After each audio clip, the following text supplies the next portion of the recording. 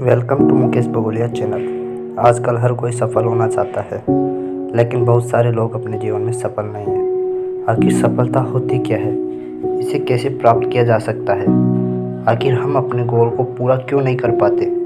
आज के वीडियो में इन सभी सवालों का जवाब दूंगा। मैं आपको एक कहानी के माध्यम से समझाऊंगा कि आखिर सफलता को प्राप्त कैसे किया जाए। तो दोस्तों, वीडियो को ध्यान से देखना, क्योंकि ये कहानी आपको अच्छी तरह से समझ में आ गई तो आप भी अपने जीवन में सफल व्यक्ति बन सकते हैं।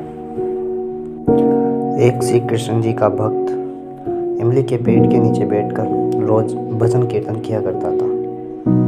उसी रास्ते से एक दिन नारद जी जा रहे थे। तब नारद जी ने उस मुनि को देखा और पूछा कि तुम यहीं रोज बैठकर श्री कृष्ण जी के भजन करते हो।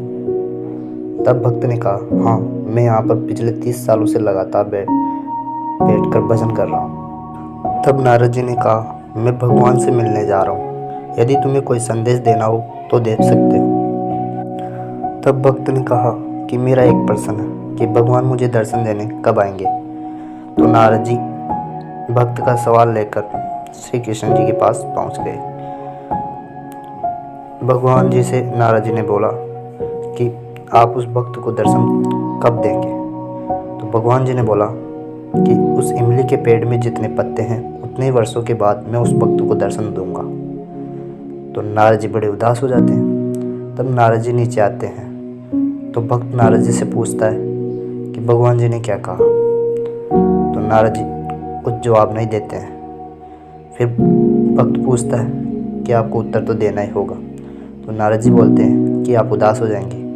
भक्त बोलता है, नहीं, मैं उदास नहीं होऊंगा। तब नारद जी बोलते हैं कि भगवान ने कहा है कि इस इमली के पेड़ में जितने पत्ते हैं उतने वर्षों के बाद मैं तुम्हें दर्शन देने आऊँगा।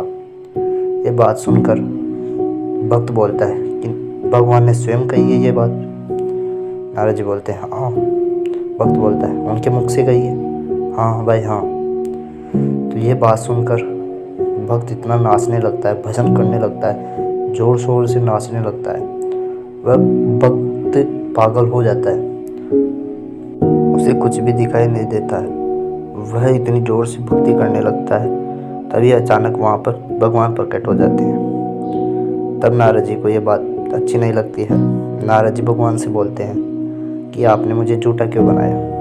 तब भगवान जी बोलते हैं कि मैंने किसी को कोई झूठी बात नहीं बताई।